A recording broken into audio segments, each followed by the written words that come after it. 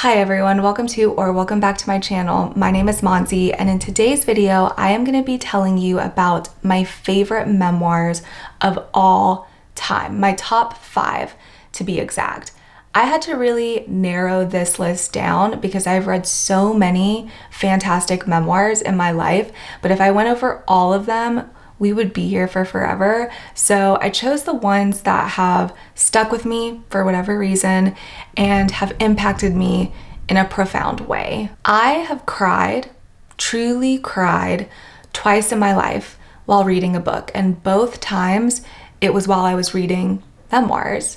Needless to say, both of those books will be appearing in this video today. One of them I actually finished in the last week, and it was the one that inspired me to make this video in the first place. I love memoirs. I think it is so cool that through someone's words we can experience an event or a circumstance or a situation that we wouldn't be able to otherwise. I think memoirs broaden your worldview. I think they help you to better understand people from different walks of life, and I personally see so much value in them, and I'm excited to share my list with you, and hopefully you get some ideas for ones that you would want to pick up. Last thing I'll say before we get into it is that with the exception of my number one favorite, this is in no particular order, but I do have a number one. The first one that I want to talk about is one that I don't think people talk about very often on the internet, and that is The Puma Years by Laura Coleman. This is about a woman in her 20s who is backpacking through South America on a quest to find herself. And along the way, she stumbles upon this wildlife sanctuary in a remote part of Bolivia, and she decides to volunteer her time there. While at this wildlife sanctuary, she gets assigned to work with this traumatized puma named Weira, and their relationship is the focal point for the rest of the story. We get to watch these two broken individuals slowly let their walls down and learn to trust each other, and in the process heal themselves, and it is so sweet to read about, and it had me in my feels. If you're an animal lover, reading about Laura and Weira's connection, I imagine that it will hit you as hard as it hit me. I felt so attached to Weira through Coleman's writing that for weeks after I finished this book, I was regularly visiting Laura Coleman's Instagram so that I could see pictures of Weira because I missed her. Like, I felt like I really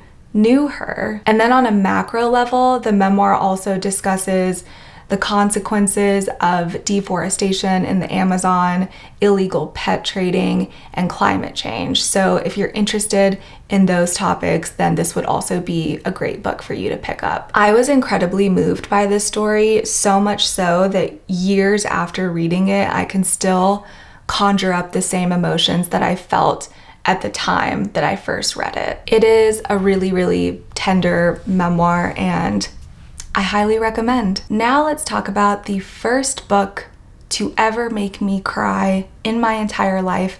And let's be clear, when I say cry, I don't mean like a tear here, a tear there. No. I mean sobbing. I mean weeping to the point where I had to excuse myself from the company that I was around so I could go recover in private. Like, this book sent me well over the edge. And that book is When Breath Becomes Air by kalanithi. I was assigned this in PT school, and oh my, talk about required reading that I can definitely get behind. This is an account of a brilliant neurosurgeon who gets diagnosed with terminal lung cancer in his 30s, and you get to watch him transition from physician to patient, and he has such a unique perspective to share, having lived on both ends of the healthcare spectrum. This book was published a year after his death, so you go into it knowing the outcome, but it's not really about what it means to die. It's more about what it means to live and how to find purpose and fulfillment and meaning in your life, no matter how much time you have left, and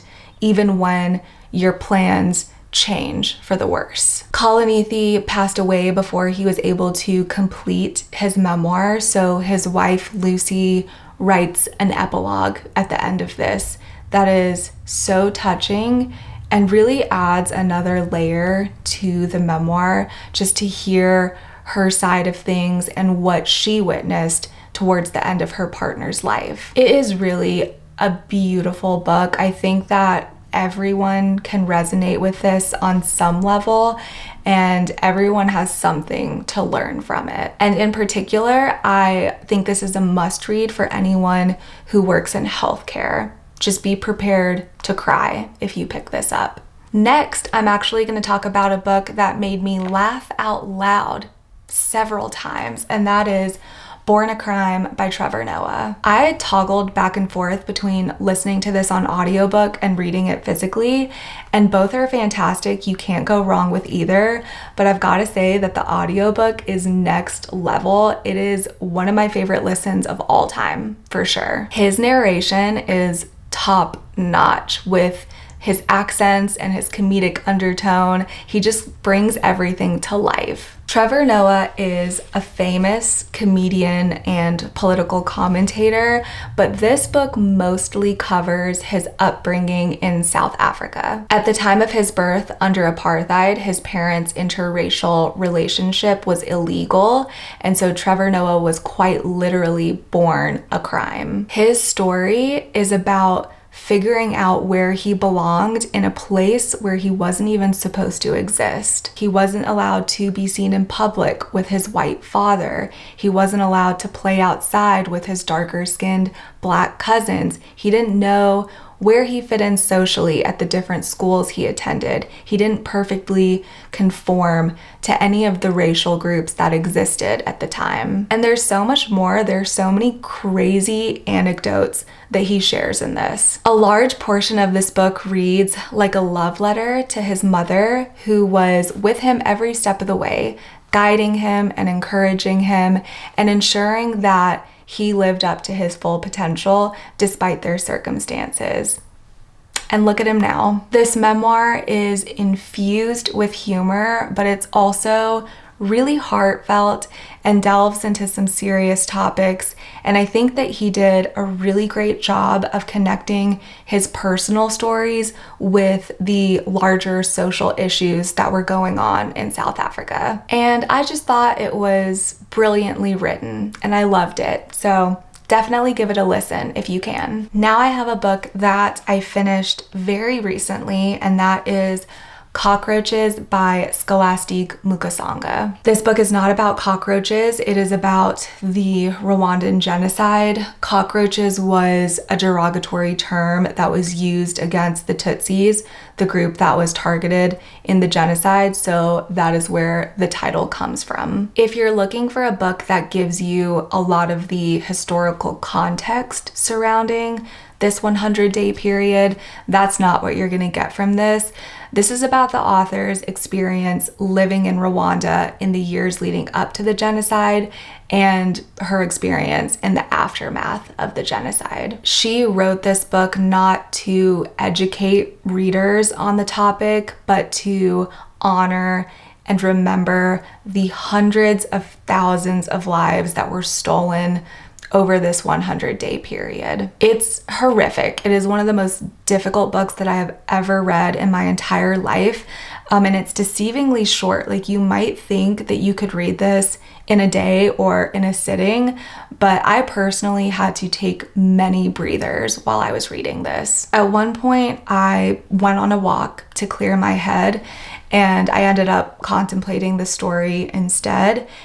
And I thought about how easy it was for me to step away when I needed to. But for the people in these pages, they had no choice but to live through what was hard for me to just read about. And that was such a sobering thought. I cried while reading this. Second time in my life that I have cried while reading a book. The majority of Mukasonga's family was killed in the genocide, and she names them. She names each of her neighbors and her friends who were murdered. And in doing so, she individualizes them out of this collective term, genocide, and she humanizes them and she preserves their memory. And it is the most beautiful tribute. I can't recommend this enough. I don't know why this book isn't talked about more widely, but I'm here to tell you about it, and I hope that at least one person that watches this video picks it up. Now for my favorite memoir today, which funnily enough, I don't own, but I probably should, and that is Finding Me by Viola Davis. Obviously, Viola Davis is a very famous actress, but I actually hadn't watched anything that she was featured in prior to picking this up. So you do not have to be familiar with her work to appreciate this, okay? I can attest to that. This is not your typical celebrity memoir. It doesn't read like a resume of her accomplishments.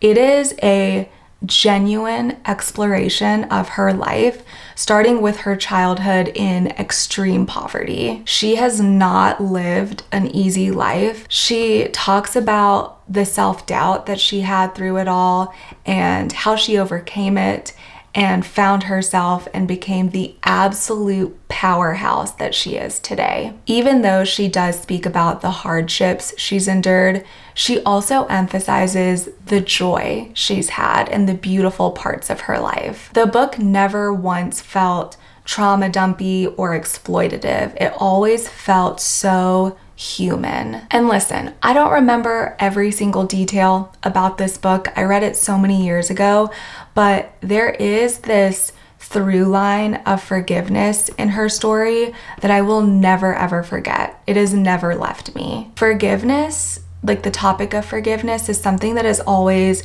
really fascinated me and really intrigued me, just like the questions surrounding it. Why do people forgive? What does it really look like to forgive? Are you doing it for yourself? Are you doing it for the other person?